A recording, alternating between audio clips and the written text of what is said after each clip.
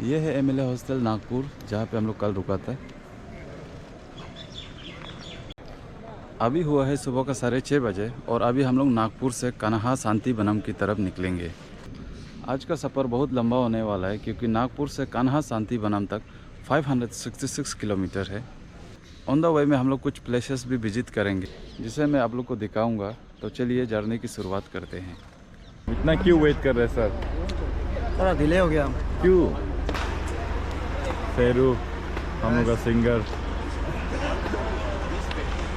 Sushant sir indiscipline वाला hero. हम सबसे अच्छा है। कुछ बताइए। Hello guys, this is how you cut your nails. Make sure कि आप चमड़ा ना काट दें।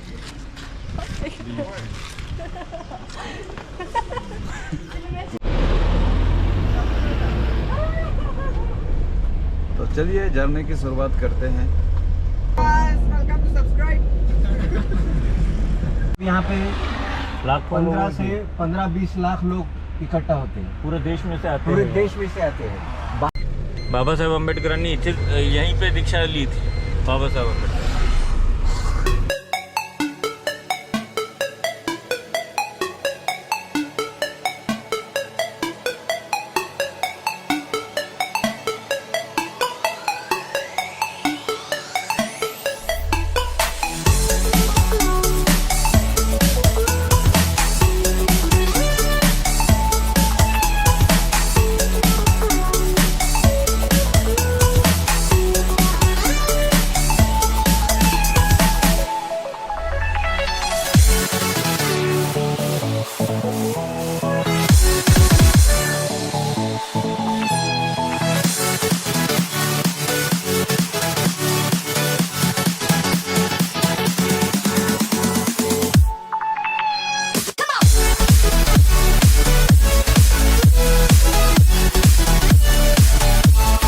यहाँ पे हम लोग अभी ब्रेकफास्ट करने के लिए रुका हुआ है।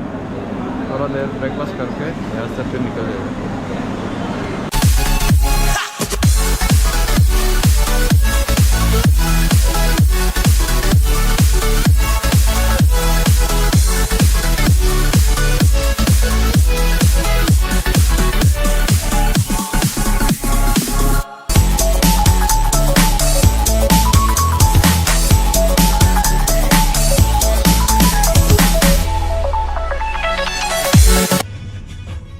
On the way, we are going to Tipeshwar Wildlife Sanctuary, which is situated in Yavatmal district of Maharashtra.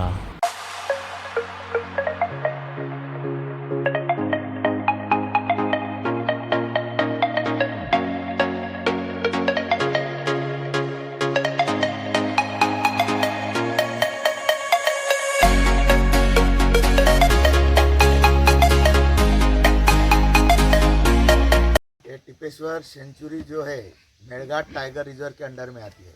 मेड़घाट tiger reserve Amravati. और इसका डिवीजन है पांडरकौड़ा वाइल्ड लाइफ डिवीजन। इस टिपेश्वर जो नाम आया है, यहाँ पे टिपाई नाम की देवी है, उसके नाम पे से इसको इस टिपेश्वर रखा गया है। 24 जनवरी 1997 इसका नोटिफिकेशन निकला है। Is declared as a Tipeshwar wildlife sanctuary. इस सेंचुरी में 2 रेंजेस है, पाटनबोरी रेंज और पारवा रेंज। पाटनबोरी रेंज में 10 बीट है और 2 राउंड है। पारवा में भी 2 राउंड है और 9 बीट्स है। इसके बाद ये जो गेट है, जो पर्यटन के लिए सफारी के लिए जो गेट है, 3 गेट है। ये जो गेट है सुन्ना गेट है। बाद में एक कोदोरी गेट है, जो कि 2 गेट है पाटनबोरी रेंज में आते हैं, और एक गेट है मातनी गेट जो पारवा रेंज में आता है। इस साल नियर अबाउट 1.36 CR इतना रेवेन्यू कलेक्ट हुआ है, जो कि ये रेवेन्यू हमारे मेड़घाट टाइगर रिजर्व फाउंडेशन के अकाउंट में जमा हो जाता है। उसमें से कुछ 30% 40% हमको रोड रिपेयर के लिए और मेंटेनेंस के लिए हर साल मिलता है। बाद में इस सेंचुरी को डिवाइड किया है protection zone, eco tourism zone और रिस्टोरेशन जोन, ऐसे 3 जोन में इसको डिवाइड किया गया है। प्रोटेक्शन जोन में जो भी प्रोटेक्शन वर्क करना है आपको वो करना है। इको टूरिज्म जोन में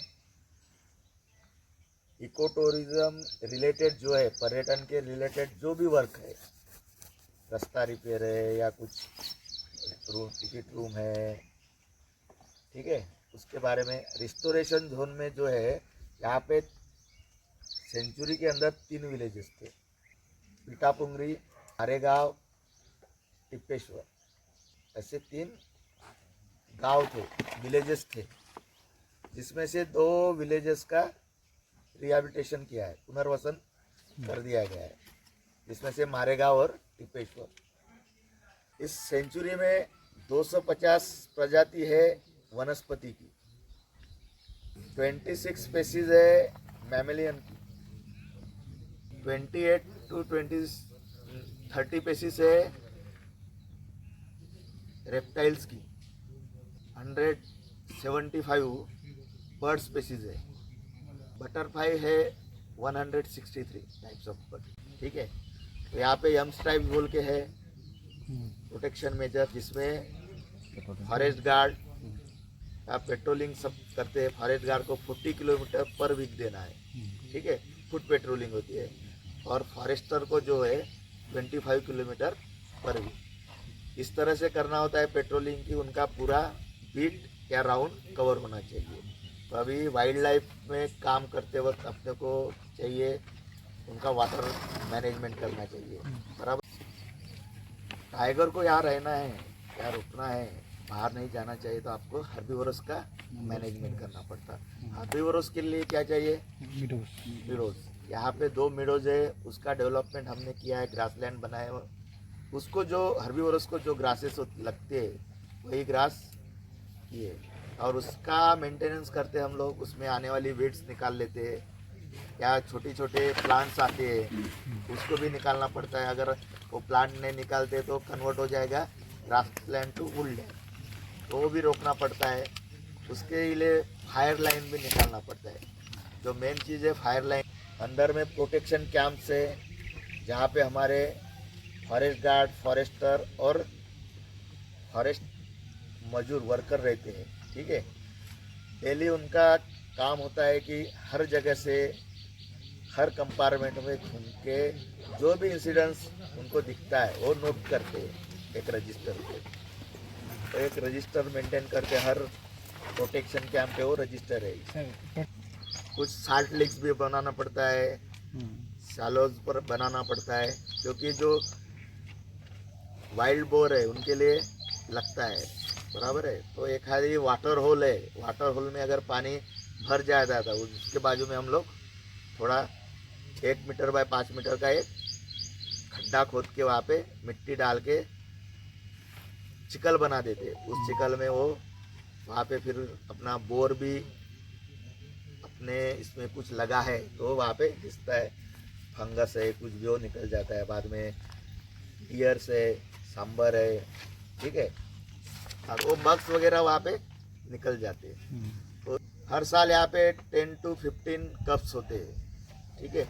2 टाइगर जो है डोमिनेंट मेल टाइगर है, बाकी सब फीमेल है।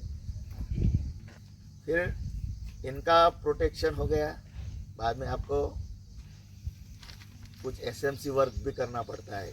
यहाँ का पानी अगर जाता है तो सीधा पैनगंगा रिवर को जाके मिलता है, तो उसको प्रोटेक्ट करने के लिए, उसको रोकने के लिए कुछ एसएमसी वर्क करना पड़ता है। LBS, ABM, CNB, MNB, CNB cement नाला बांध, माटी नाला बांध, ठीक है, एमएनबी, ऐसे कुछ वर्क भी करना पड़ता है, जिसके वजह से वो पानी यहाँ पे रुकना चाहिए। सेंचुरी को उतना ज़्यादा फंड नहीं मिलता है, ठीक है। और कुछ विलेजेस है उनमें डॉक्टर श्यामा प्रसाद जनवन विकास योजना बोल के एक समिति बनाए, जिसमें 25 लाख आते हैं एक बार। उस 25 लाख में उस गांव का डेवलपमेंट करना है। उसके लिए माइक्रो प्लान बनाए थे, उसका जो सेक्रेटरी होता है 700,000 अगर पॉपुलेशन है उस विलेज का, तो वन रक्षक होता है बीट गार्ड, और उससे ऊपर होता है तो फॉरेस्टर होता है।